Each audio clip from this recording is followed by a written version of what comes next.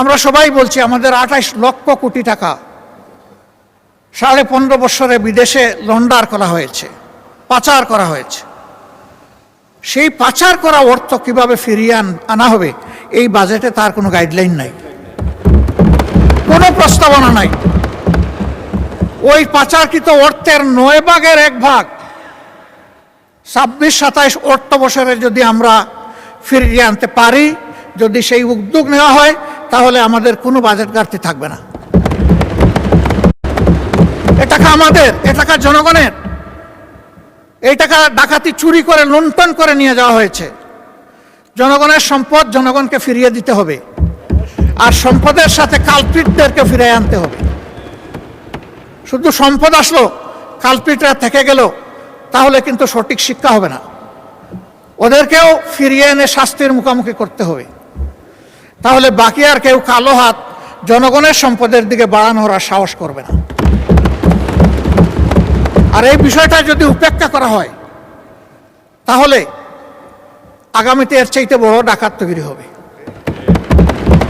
এবং এরা ধরে নেবে যে এই নিয়ে মিডিয়ায়, সংসদে একটু চিল্লাচিল্লি হবে, কথাবার্তা হবে, তারপরে সব মালিশ, আর কিছুই থাকবে না। এখানে আমরা দৃশ্যমান কার্যকর পদক্ষেপ দেখতে চাই। এর জন্য সংশ্লিষ্ট দেশসমূহের সাথে MOU চুক্তি যা করতে হয়, আইনগত সকল পথ খুলেই আগাতে হবে। কিন্তু এই গতিটা যেন হরিণের গতি হয়, কচ্ছপের গতি না হয়।